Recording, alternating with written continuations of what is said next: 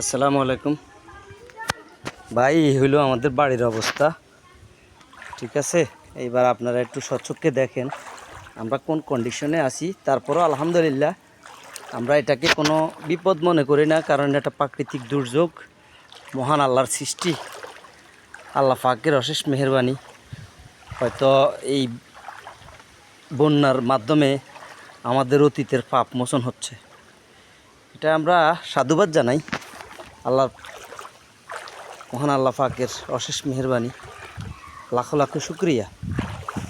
কারণ মানুষ প্রতি বছর কষ্ট করে, আমরা নইলে 20-25 বছর 30 বছরে একদম কষ্ট করলাম। এই হলো আমাদের রাস্তা, পাকা রোডের উপরও পানি, কন্ডিশন ভালো না। এই যে সকলের বাড়ির অবস্থা।